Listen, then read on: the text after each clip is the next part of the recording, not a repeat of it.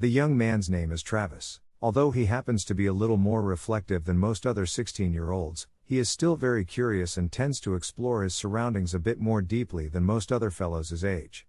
And that is where we start this adventure. Travis was visiting his grandparents during his summer break from school. They had a getaway cabin on a remote lake in the Catskills, in upstate New York. To some boys his age, this might be considered a family requirement and a super boring way to spend some of their precious breaks from school. However, Travis was always happy when he was with his grandparents. They were very cool people and always fun to be around. They also understood that their grandson was someone who wanted to be alone sometimes and knew when to respect that. Like all grandparents, they felt that their grandson was exceptional, and perhaps in some ways, he was. But then again, so were his grandmother and grandfather outstanding adults, certainly in Travis's opinion. They made themselves available or scarce, depending on where they sensed Travis wanted them to be at any given moment. This outlook is a rare but sensible attitude that more people should adopt with anyone. Still, it is essential when dealing with young people navigating their way through teenhood's rocky and hectic terrain. Travis decided that one eventful Saturday, he would walk the shoreline of the large lake where his grandparents' cabin was. The lakefront was sparsely populated, and the few buildings on the lake were all surrounded by very dense forests that supported Appalachian oak pine, deciduous wetland, evergreen northern hardwood, evergreen wetland, spruce fir, oak, and sugar maple forests. While he meandered around the lake's edge, various elements of interest often lured him away from the water's edge, and he moved inland to investigate. Sometimes he found himself facing large boulders, and he had to move around them, and sometimes there was too many, and he had to climb over them, and then this time he found himself at the base of a cliff. These elevations were the ultimate enticement for Travis because they represented a physical challenge, and promised the unknown when a climber reached the top. This particular bluff that he found himself at was especially tempting for some unknown reason, so he immediately started looking for the best route upwards. This cliff face had plenty of rocky outcroppings that he could use for grasping and foot supports. In addition, many sturdy forms of vegetation had rooted in the rocky face of the wall, and although Travis didn't depend on them for support, they came in handy to grab as he moved upward towards the top of this 50-foot rock face. When he reached the crest of this cliff he found himself with a view of the lake and forest. It took his breath away. It was beautiful beyond his expectations. Even though he saw the lake environs every day from the cabin, it seemed different from this new perspective. He doubted that he would want to leave this spot for a while. So he just settled in on a large flat rock and sat in a Buddha-style cross-legged position. He began to breathe deeply and found himself inhaling the most wonderful scents of nature and realized that he hadn't taken full notice of them before now.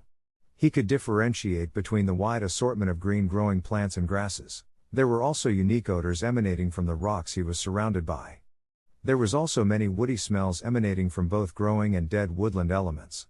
Many birds darted around him on this ledge and that only added to his enjoyment. Travis thought, how perfect all of this is. He had always loved nature but had never felt this much a part of it. As he relaxed and gave himself up to all of the sensations, he sensed something coming toward him from behind his back. With some trepidation, he slowly turned to see what it was. And what he saw, less than 5 feet behind him, was a very large cougar. His first impulse was to jump up and run, but something in his mind cautioned him about doing that. Maybe it would be best to stare this cat down, as it was obvious that he would not have the ability to outrun or outfight this large animal. Besides, there was something about this mountain lion's shimmering golden eyes. As Travis considered his options, he kept looking at the cougar and stared into its eyes. He was surprised to see the large cat come closer and then settle down into that reclining position that all domestic cats are prone to do. This action didn't appear to be very threatening to Travis, so he began to relax more himself. But now what do you do? It probably wasn't a great idea to reach over and pet this predator, and Travis wasn't tempted to do that. So he continued to sit and watch this magnificent creature. After a while, when the mountain lion started to clean itself, Travis began to relate this scene to similar ones he had read about when American Indians went on a vision quest. They would enter into and stay within nature for a time and hope to bond with a spirit animal. That animal would then guide them throughout their lives after the event. Could this be the case here? Could this cougar be his spirit guide? Having considered this idea, he decided to try a leap of faith. He reached over the short distance between him and the mountain lion and stroked the big cat's neck. Travis was delighted, scared, and confident, all at the same time. Then he waited. Shortly after Travis began the petting, the cougar started to fade under his hand, and Travis pulled away in fear. Soon the entire cat form shimmered and then turned into a cloudy mist. It was then immediately replaced with another golden and misty shape that soon became that of a human and quickly developed into what appeared to be a quite solid man. The man was standing and looking down at Travis. He was a very handsome, mature man, old enough to be his father but healthier looking than anyone Travis had ever seen before. The man dressed in the same type of woodsy clothing that Travis wore and looked to be entirely appropriate for this forest environment. This newly arrived man smiled at Travis and asked him if it was okay to join him. Travis, being speechless at this moment, nodded his acceptance of the man's request. The man then settled down next to Travis in the same cross-legged position and reached over to pat Travis on his arm, which made Travis jump a bit. The man then said, "Sorry, but I figured because you gave my cougar form an ice bedding I could do the same thing for you. Did you mind?" Travis, still being largely speechless and big-eyed, shook his head back and forth to indicate that he didn't mind. And he gave this man a large smile in return. For several minutes, the two just sat in there in a cross-legged position in silence. Finally, Travis looked at his new companion and asked him, "Who are you? What are you? Are you a real man or a spirit? I was beginning to think that the cougar was a spirit guide. And now I find you sitting here next to me." The man looked directly at Travis and addressed him by name. "Well, Travis, the mountain lion was indeed your spirit guide. So am I. Nothing changed but the shape of the form. However, for me to be an appropriate guide, I need to be able to talk to you, and the image of a cougar talking to you in English would be very distracting, don't you think?" "Yes. But talking to a man who morphed out of a lion's form is also distracting. Who are you?"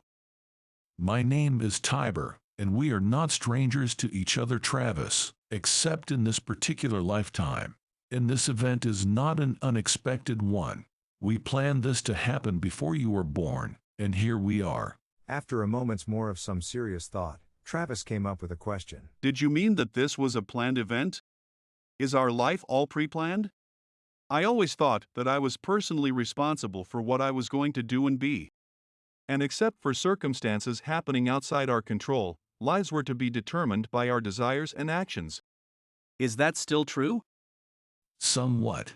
But things are always prevalent, but they don't always take place as we want, precisely because we all have free will and quite often throw away the best laid plans by mice and men, as that old saying goes. At any rate, please take my word that this was a planned event, and here we are. You were always curious in other incarnations and still are very much inquisitive in this one.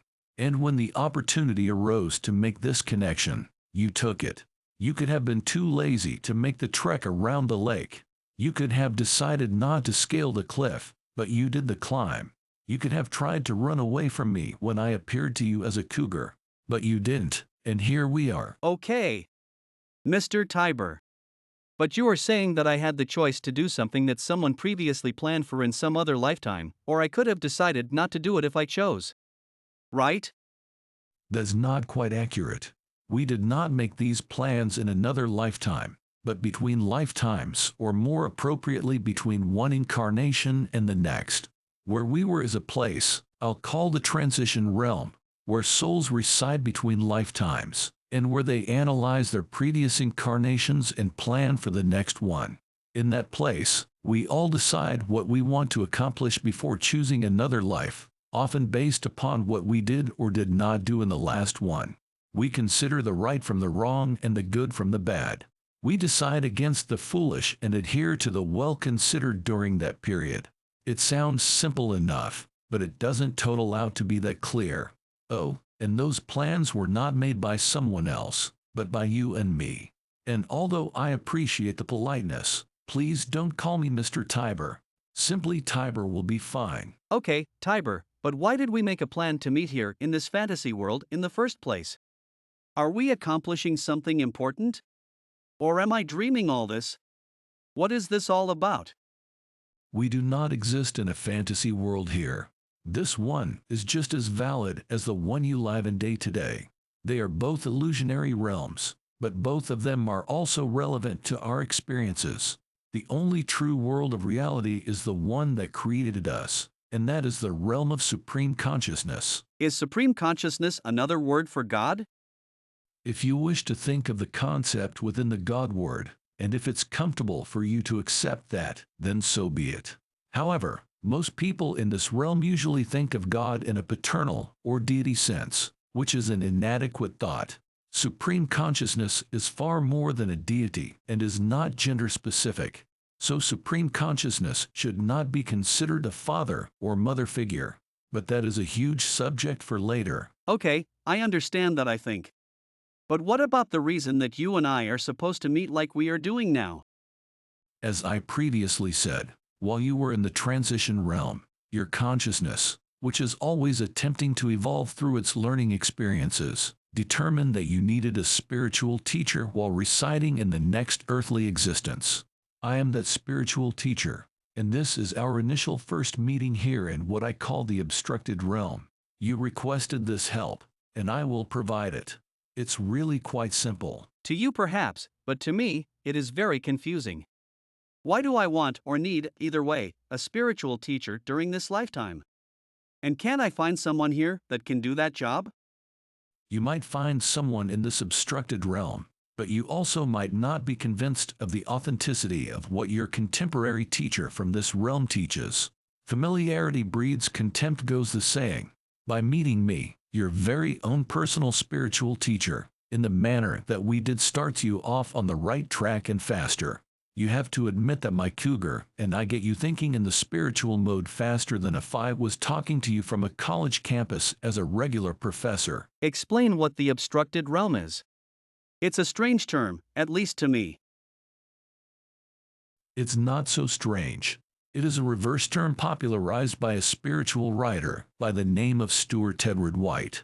He coined the term unobstructed universe to describe the spiritual world that his wife Betty regularly visited in spiritual form and reported on before she passed on to reside in it.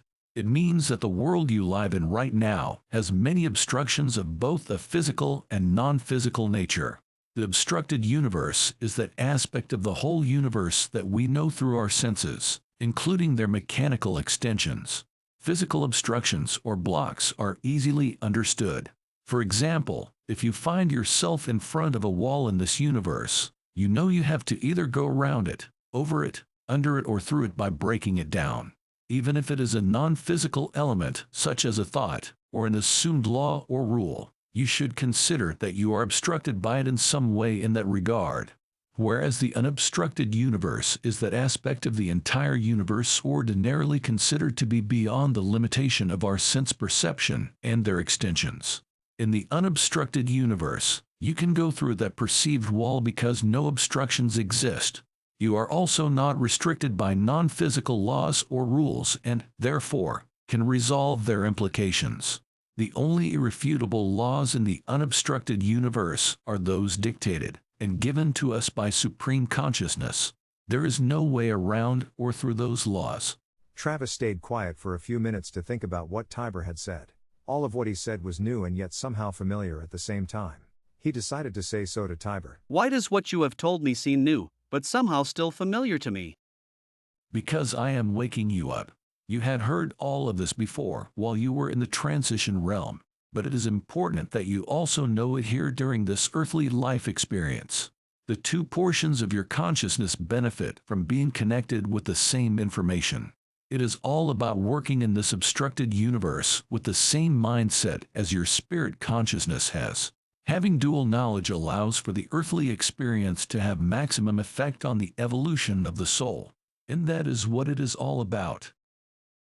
It's anagogical, and results are important to your evolution. What the heck does anagogical mean? That is a method of spiritual interpretation of statements or events about the life between the incarnations and beyond lives of the obstructed universes. Or explained in another way, it's deriving from more about, or perhaps it's reflecting the moral or ideological striving of the unconscious. Okay. I guess. Thanks. Travis was somewhat in a state of mild shock from these events, and withdrawal from the reality of what is happening was beginning to set in. But Travis was gradually accepting of these events. At least he was kinda accepting it. Tiber was sympathetic about what Travis was going through and had expected it to happen. No matter how open-minded and accepting of new experiences a person might be, There are challenges to adopting these extremes as normal within their minds. When Travis responded again, it was to say, Why are there two portions of consciousness in our minds instead of just one? I would think it would have been much simpler if this supreme consciousness has given us just one consciousness. There is only one consciousness, but there are two portions to it. A lower and an upper portion or section, if you prefer. And those portions act separately at specific times. During the period that you are in right now that we are calling the obstructed universe, you operate under the lower consciousness control to believe in and operate under the various obstructions you will be experiencing. But once you die and transfer to a transition realm, you will operate under the primary or higher consciousness to understand and operate under the non-physical aspects of that existence. Each existence requires appropriate perception capabilities, and the appropriate consciousness controls those perception factors.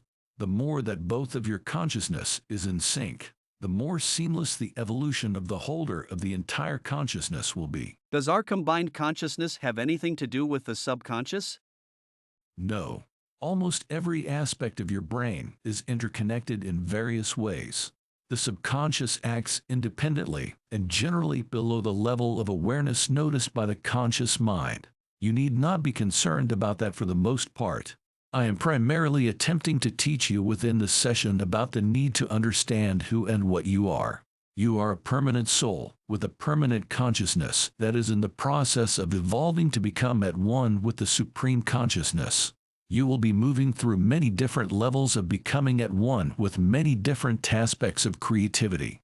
It is a goal, and you have a purpose of establishing, cherishing, and nurturing those at one relationships.